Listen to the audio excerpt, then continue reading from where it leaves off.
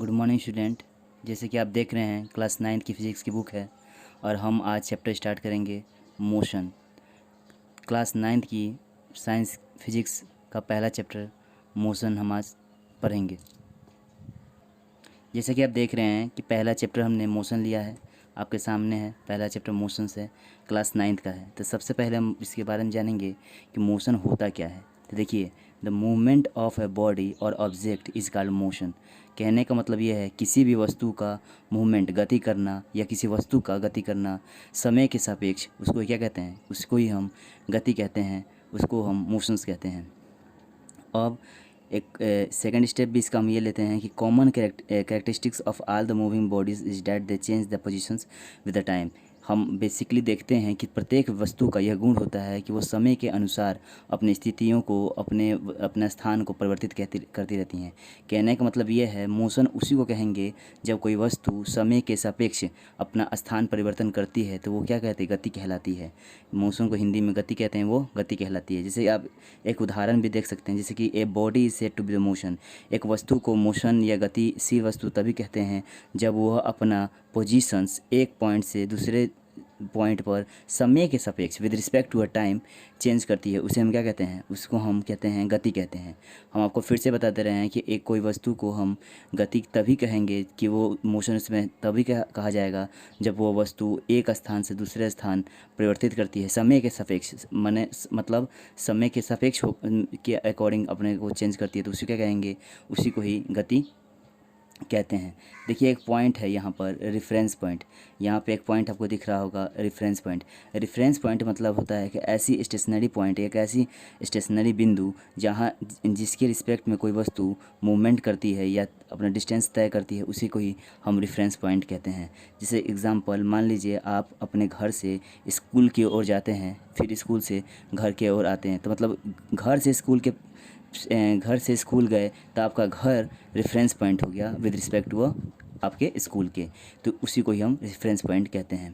तो चलिए अब आगे, अब एग्जांपल में और ले सकते हैं, जैसे कि मोशन के एग्जांपल में और ले सकते हैं, जैसे कि थ्रोइंग अ बॉल, किसी गेंद को फेंकना, उसके बाद हिट अ बॉल, बल्ले से बॉल को मारना, स्लैप एनीबॉडी, किसी वस्तु को थप्पड़ मारना, या गेंद को फेंकना, या साइकिल, मतलब कोई भी आप ले सकते हैं। एग्जांपल में बहुत सारी चीज़ें आ जाएंगी। अब हम नेक्स्ट बात करेंगे, नेक्स्ट टॉपिक हमारा डिस्टेंस। डिस्टेंस होता क्या है? The total length cover by a moving body in the giving time interval is called distance. देखिए, डिस्टेंस बहुत आसान है, बहुत सरल है।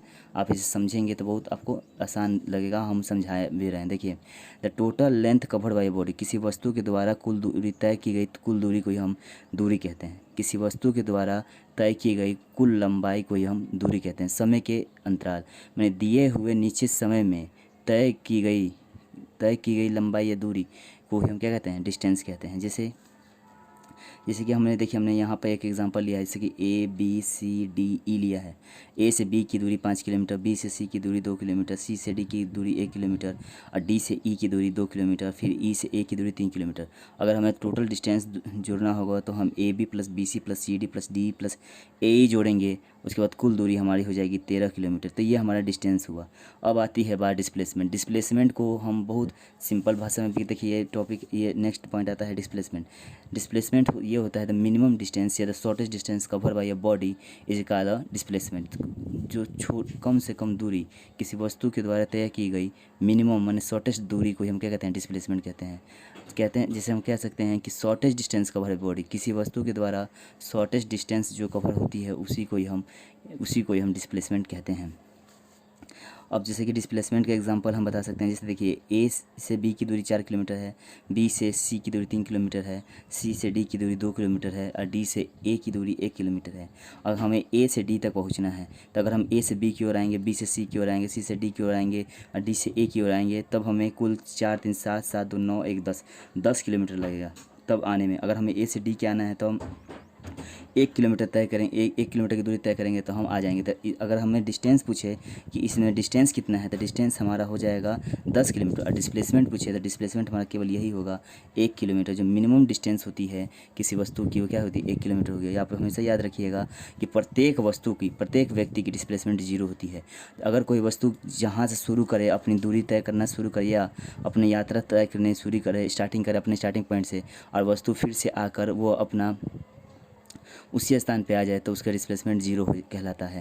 जैसे आप अपने घर से विद्यालय जाते हैं, फिर विद्यालय से घर आ जाते हैं, तो आपकी दूर डिस्प्लेसमेंट क्या होगी, आपकी डिस्प्लेसमेंट 0 होगी। तो डिस्प्लेसमेंट हमेशा याद रखिएगा कि जिस बिंदु से हम स्टार्ट करते हैं, जिस पॉइंट से, फिर उसी पॉइंट पे पुनः उस पॉइंट पे आ जाते हैं, तो उस समय हमारी डिस्प्लेसमेंट क्या होती है, हमारी डिस्प्लेसमेंट 0 हो जाती है। हमारी डिस्प्लेसमेंट 0 हो जाती है। डिस्टेंस हमने आपको बताया कि कुल लंबाई या कुल लेंथ कवर की होती है दिए हुए समय में, उसको ही हम डिस्टेंस कहते हैं। एक निश्चित समय में, दिए गए समय में तय की गई कुल लंबाई, उसी को क्या कहते हैं, डिस्टेंस कहते हैं। अब हम डिस्टेंस के कुछ कैरेक्टरिस्टिक के बारे में पढ़ेंगे कि डिस्टेंस के क्या गुण होते हैं, क्या होती है वो, उसके कुछ कैरेक्टरिस्टिक के बारे में पढ़ेंगे। जैसे distance is scalar quantity. Distance scalar quantity, तो पहले आप समझ जाइए कि स्केलर होता क्या है। स्केलर वो होता है केवल जिसमें मैग्नीट्यूड होती है, उसको ही हम स्केलर कहते हैं। इसमें केवल मापन होता है, विस्थापन नहीं होता है। मतलब कहने का मतलब ये, इसमें मैग्नीट्यूड होती है, डायरेक्शन नहीं होता है, उसी को हम स्केलर कहते हैं। स्केलर उसी कहेंगे केवल मैग्नीट्यूड हो, उसमें डायरेक्शन ना हो। कहने का मतलब ये है उसमें केवल मैग्नीट्यूड हो, उसका लेंथ हो, उसमें कोई दिशा ना हो, उसको ही स्केलर क्वांटिटी कहते हैं। तो डिस्टेंस क्या है, एक स्केलर क्वांटिटी है, because it's has only magnitude, क्योंकि इसके पास एक मैग्नीट्यूड होती है, इसकी डायरेक्शंस नहीं होती हैं। डिस्प्लेसमेंट क्या होती है, डिस्प्लेसमेंट वेक्टर होती हैं, क्योंकि इसमें मैग्नीट्यूड और डायरेक्शन दोनों होते हैं। हम आपको और भी सिंपल भाषा में समझा सकते हैं। जैसे कि कहने का मतलब ये है, स्केलर उसे कहेंगे जैसे मैंने आपको कह दिया कि आप 3 किलोमीटर जाइए, पर तो ये हो गया स्केलर। मैंने आपको ये नहीं कहा कि 3 किलोमीटर आप नॉर्थ जाइए, ईस्ट जाइए, वेस्ट जाइए या साउथ जाइए, बस मैंने कहा आपको 3 किलोमीटर जाइए, तो ये आपका स्केलर हुआ। अगर मैंने आपको कहा कि 3 किलोमीटर आप नॉर्थ डायरेक्शन में जाइए, तो ये आपका वेक्टर हो गया, क्योंकि मैंने आपको मैग्नीट्यूड के साथ साथ डायरेक्शन भी बता दिया, तो उसी को वेक्टर कहते हैं। तो वेक्टर उसे कहते हैं जिसमें मैग्नीट्यूड और डायरेक्शन दोनों हो, उसी हम वेक्टर कहते हैं। स्केलर उसे कहते हैं केवल मैग्नीट्यूड हो, तो उसे स्केलर कहते हैं। तो बच्चों आप याद रखिएगा कि डिस्टेंस हमेशा स्केलर क्वांटिटी होती है, उसमें केवल मैग्नीट्यूड होती है। Distance have no direction, so distance is called scalar quantity.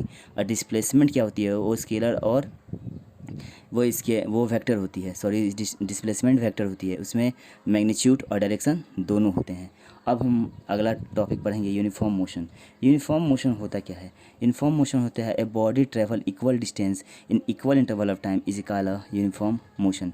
Uniform motion उसे कहेंगे यदि कोई वस्तु या यदि कोई body equal distance in equal interval of time, equal interval of time में कोई अगर बॉडी इक्वल डिस्टेंस ट्रेवल करती है, तो उसे ही हम कहेंगे यूनिफॉर्म मोशन। और भी आपको सिंपल भाषा में समझा सकते हैं, जैसे कि 10 मीटर प्रति सेकंड मतलब 10 मीटर पर सेकंड, मतलब प्रत्येक सेकंड में यदि कोई वस्तु, देखिए पर सेकंड में यदि प्रत्येक सेकंड में यदि कोई वस्तु 10 मीटर जा रही है, तो उसे हम कहेंगे यूनिफॉर्म मोशन। यूनिफॉर्म मोशन कहने का मतलब है एक इक्वल टाइम में इक्वल डिस्टेंस ट्रेवल करती है, तो उसे हम कहते हैं यूनिफॉर्म मोशन। और नॉन यूनिफॉर्म मोशन इसे कहते हैं body travel unequal distance in a equal interval of time. In interval of time में अनइक्वल डिस्टेंस अगर बॉडी ट्रेवल करती है, तो उसे हम कहेंगे नॉन यूनिफॉर्म मोशन। देखिए और भी सिंपल भाषा में, जैसे अगर पहले सेकंड में यदि हम साइकिल चला रहे हैं या बाईसाइकिल चला रहे हैं, जो भी, यदि पहले सेकंड में हमने 4.9 मीटर तय किया, फिर दूसरे सेकंड में हमने 4.7 मीटर डिस्टेंस तय किया, फिर थर्ड सेकंड में हमने 24.5 मीटर डिस्टेंस तय किया, तो उसे हम नॉन यूनिफॉर्म कहेंगे। फिर से हम बता दे रहे हैं, यूनिफॉर्म मोशन उसे कहेंगे, यूनिफॉर्म मोशन की इक्वल इंटरवल ऑफ टाइम में इक्वल डिस्टेंस ट्रेवल की जाए, उसे हम यूनिफॉर्म मोशन कहेंगे। जैसे 10 मीटर पर सेकेंड, 20 मीटर पर आवर या 13 किलोमीटर पर आवर। कहने का मतलब है 1 घंटे में 13 किलोमीटर। अब फिर अगले 1 घंटे में फिर 13 बढ़ा लीजिए, फिर अगले घंटे में, माने equal interval of time in equal distance, माने एक समान समय में एक समान दूरी तय की जाती है, तो उसको हम यूनिफॉर्म कहते हैं।